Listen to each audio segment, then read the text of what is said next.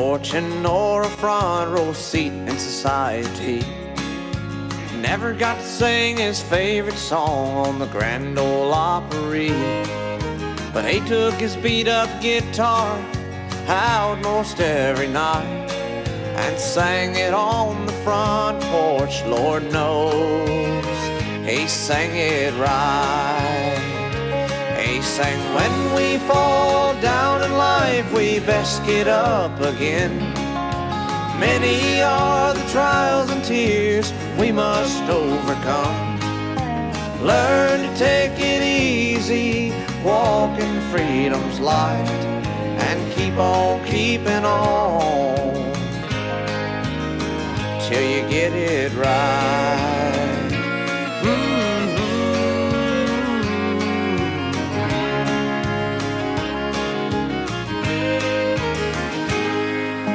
Grandpa had to work the farm, never got too far in school. Could barely read and write, Lord knows he learned the golden rule. Paid hard dues on coal mine crews when times were tough and lean. You know, down to red earth men like him are few and far between. And he sang, when we fall down in life, we best get up again. Many are the trials and tears we must overcome. Learn to take it easy, walk in freedom's light, and keep on keeping on till you get it right.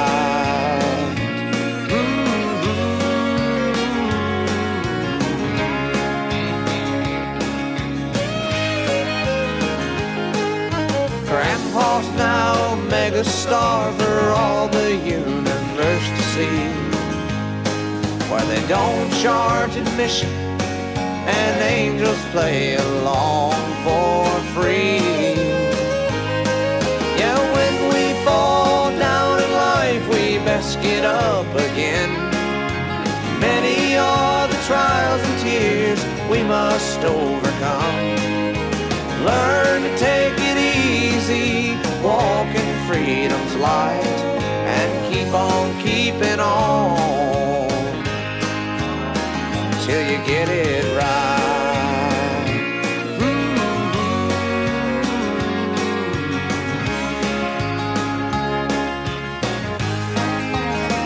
Till we get it right. Till we get it right.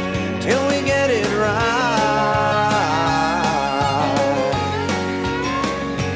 Someday in a peaceful valley where there's no toil or night, gonna sing a new song on the front porch. Lord knows we'll sing it right.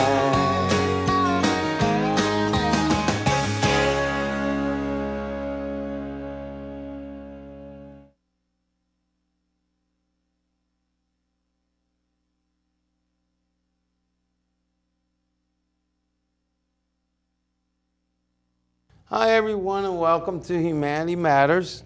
And we have a very special guest tonight, and we originally taped this live September the 7th, 2010. Let's get right to the business at hand. Tonight we have a very special guest. We have a man who sometimes makes you wish for the old days and makes you feel bad that maybe you weren't around in the area back in the day. In the era. And also in the area, you know, Pittsburgh and surrounding areas. And sometimes he'll make you hungry. He'll make you want to eat a hot dog or maybe eat some ice cream. And sometimes, you never know, you just might learn about cemeteries.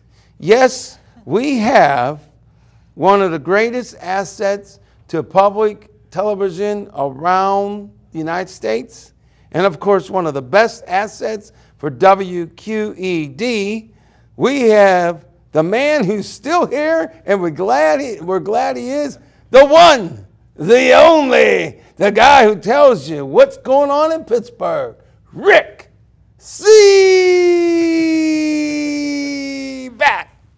Well, thank you, Hello, Albert. Rick. Thank you How very you much. doing? I just dropped some. What drop? I don't know. I don't know, but we dropped some. Oh, well, maybe I scared those ghosts out of their graves from the cemetery story, huh? Who knows? I don't know. Only the shadow knows, and I don't think even he knows. But at any rate, Rick, you have done so much. You have such a body of work, both on the local and the national. How does Rick have time for Rick?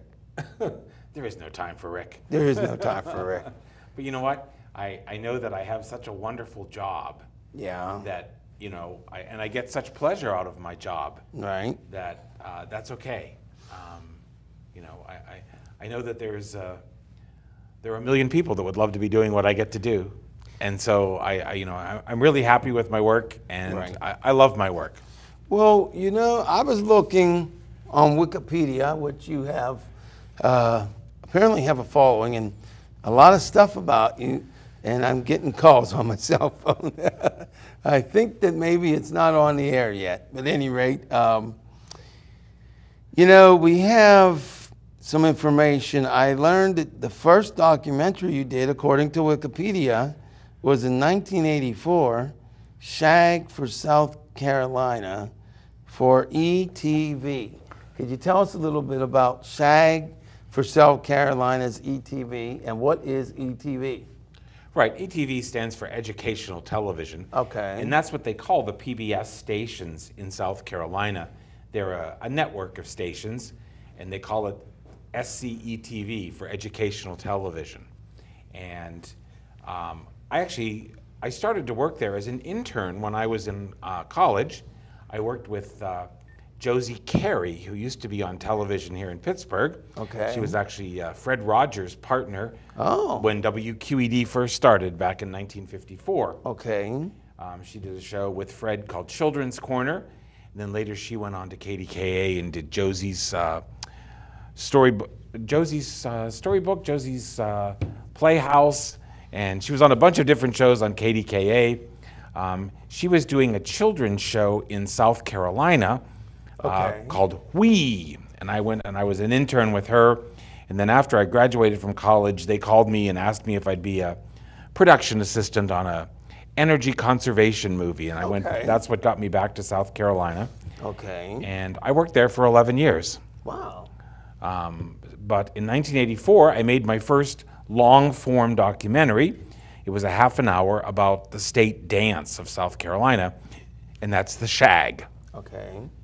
It's kind of a slow jitterbug, and people in the Carolinas, it's a wonderful topic for a documentary because everyone in both Carolinas knows the Shag. Okay. And certainly guys in fraternities, girls in sororities, and all of that, they all know how to shag. It's dance to a kind of old black rhythm and blues music that in the Carolinas is called beach music. Okay. Nothing to do with the Beach Boys or Jan and Dean or any of that. It's an old rhythm and blues. They call the Beach Boys and all that surf music. Okay. Beach music is a danceable kind of rhythm and blues, and some of the big hits are 60-Minute Man and other things that I heard of 60-Minute Man. Yeah. extremely danceable.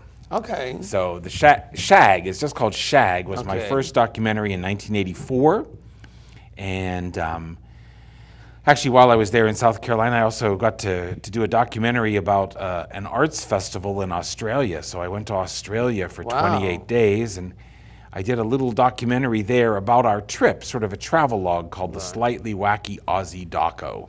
Okay. And that's not on there, by the no, way. that's probably not on the bio, but that's what I sent to WQED when I heard that they were looking for a new local producer, and I sent them a copy of The Slightly Wacky Aussie Doco, and I think that may have had something to do with me getting the job maybe, here. Yeah. Well, now it's somewhere in here, and then I have like 13 pages, and it's kind of hard to find everything. So I'm just gonna think of it. And say, It's all right. When you went to college, you were how do they pronounce that? Phi, Beta, what have Kappa. you? Kappa. Right. And that's a pretty big honor. It was a nice honor, Yeah, yeah. it was a pretty big honor. It's for good grades. Yeah, and well, But I was always a good student. You know, even in high school, I was a good student. Now, why is that? This is off subject. But why do you feel that you were a good student? What was instilled in you to become a good student? Wow, that's a hard question. Yes, it is. I do hard questions. It, you know, I would think it would have to do somewhat with the expectations of my parents. Okay. That's what they expected of me, and that's, you know, I wanted to make them happy. Right. And I think that has a lot to do with why you'd be a good student.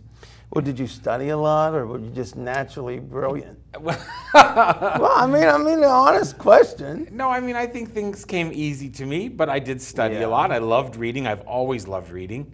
And we're live now, by the way. Hi, everyone. This is Humanity Matters. We're live September the 7th. And this is, of course, the one, the only, the Rick Sebak. And if you don't know Rick, well, hey, you haven't been in Pittsburgh. Now, if they don't know Rick, all we need to do is tell them about stuff that's gone, stuff that's still here, things that aren't here anymore. How about we go with, looks like downtown Pittsburgh, and of course the strip show. Now, you know, I have to say, and we want to get back to, you said that you did study, with your education, you did study. Right. But also, you had a natural feel for it, I guess, if you will. Yeah, I think so. But what made you decide to do the new kind of drama? I have a hard time saying that, but the new kind of style. Let's be honest, you're a pioneer in what you do here. Well, and what got you into that? What made you think about, well, let's think about things that aren't here anymore and all? I mean, that's pretty groundbreaking, and it's also, in a lot of ways, it's very forward thinking. Well, so what thank got you, you but there? I think it's probably the same reason why you do a show. I try to make programs that I want to see. Right, yeah. But you know, and so I always think that, you know, the idea and the title are so important, no matter what the show is. Right. Although we always laugh in the editing room that it really doesn't matter if it's about what's underground or what's in the Strip District or what makes Pittsburgh or what the engineers have done here. Mm-hmm. All of the shows are just about people. Yeah. Because that's what we're trying to do, is capture people. Yeah. No, but I mean, even but it really is about people. Well, people have to be somewhere, so that's it is a little bit people about better places. you better be somewhere out there. Come over here. But, and remember to dial 412-231-2288 while you're at it. So, like I said, it's different. Yeah, it's you know, all the shows are about people and their passions, I think, and we try to tap into that. We want to find people whose lives somehow are affected by the subject that we're doing, and sort of let them tell their own story. Well, also, most of your shows, I want to word this right. I would not say they're lighthearted, but they're not something that's going to make you depressed. You might feel a little sad when you watch, you know, like stuff that's gone, because you might feel like, oh man, I wish I could have done that. But you're not going to be depressed. I mean, it's not like, you know how you turn on the TV and you might watch, quote unquote, the History Channel, and they're doing Nostradamus predicts the end of the world or something. I don't know. You know, heavy stuff, really, really heavy stuff. But then you have this opportunity to go and turn on WQED in Pittsburgh. You have the opportunity to go ahead and turn it on, and you can see like cool stuff like the ice cream show. Now, an ice cream show, I gotta tell you, every time I watched that one, I was like, he's making me hungry. Oh, I thought you were going to say you got a headache, like, you know, from eating something cold. He's making me hungry.